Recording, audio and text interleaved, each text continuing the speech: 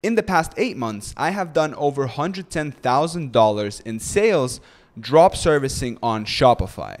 And in this video, I would like to share with you my products, my ads, and basically tell you everything you need to know in order to start your very own drop servicing business on Shopify. So with that being said, sit back, relax, make sure to smash that like button for the YouTube algorithm, and let me tell you everything you want to know. So where do we start? The first thing we want to start is, what type of service or product do I sell? And just to get that out of the way, I don't sell some kind of a boring service such as website development or book cover designs or anything like that. Instead, what I sell is a custom portrait. So I create these custom portraits for my customers. Customers can upload their photo onto my website, and then I have a team of artists around the world who then create these illustrations, send them back to me, and then I send them back to the customer. And usually when I meet people in the real world and tell them what I do, they ask me this question: wow, that's pretty cool, but how did you come up with that idea? And then I go on to explain that I was actually scrolling my newsfeed on Instagram and I saw an ad for turnedyellow.com. Turnedyellow.com is an example of a successful drop servicing custom portrait website. And so I got very inspired by that idea, and something clicked in my mind, and I thought to myself, hey, I can do the same thing. All I need to do is just set up a website, find digital artists all over the world, run some ads to my website, and then once I get sales, I just send the photo to the artist, they create it, and then we send it back to the customer. Simple, right? Now, I didn't really want to copy Turned Yellow with this Simpsons avatar, right, with these yellow characters. So instead of what I did, I went onto Etsy.com and I searched for custom portrait, custom illustration, and I was looking around for different ideas about which kind of theme design I can start my store in. And my main criteria for choosing a style was to be able to scale it easily with Facebook ads. And so in the back of my mind, when I was looking at a style, I was thinking to myself, okay,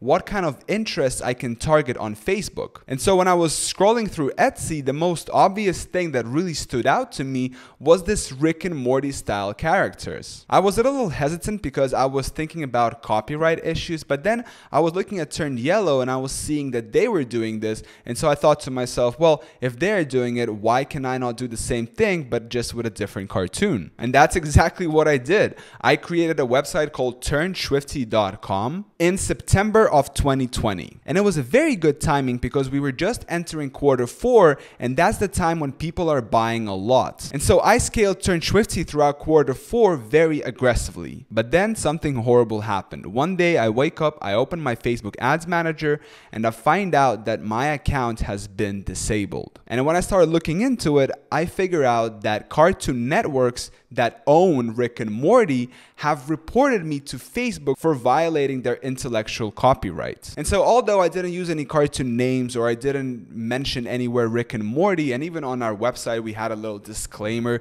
at the bottom that says that we are not affiliated with Rick and Morty, still this didn't help. And so this was a sign from Facebook telling us that, hey, listen, you are not going to be able to scale Turnshwifty. And so then what I did was I decided to sell the website. I listed turnshwifty.com for sale for $9,500 on Shopify Marketplace Exchange. Shopify Marketplace Exchange is where you can buy and sell different Shopify websites. And I was very lucky because I was able to sell my store literally in a matter of a couple of weeks. And even better than that, I had 2 different people bidding for that website. So I think the starting price was $8,000, and then because people were bidding, the price quickly climbed to $9,500. At which point I decided to sell the business. And I remember the exact day that the money came into my account for Turnshwifty, which was the 24th of November of 2020. And so closing the year 2020 with about $10,000 in my bank account, I was thinking, okay, what is my next move? I took some time off, I took a little vacation, and I was researching all these different styles and designs, and I was really thinking about, okay, how are we going to scale this and how are we going to build this into a real solid business? Throughout December, I was planning everything out, thinking ahead, and then my goal was to launch on the 1st of January 2021. Unfortunately, I won't be able to reveal my current project here on YouTube, but I did turn it into a case study in my drop servicing course. If you're interested, you can find the link is going to be down in the description. So I started my current project on January 1st, 2021, and the timing was really good because we were a month away from Valentine's Day, and the type of targeting I was doing is people who were in a relationship. And so I was really lucky because the combination of things, or you can say that the stars aligned, and I started to get profitable sales, and very, very quickly I scaled the ad spend. And so in February alone, I did close to $50,000 in sales. This was a big breakthrough moment for me because in the past 4 years,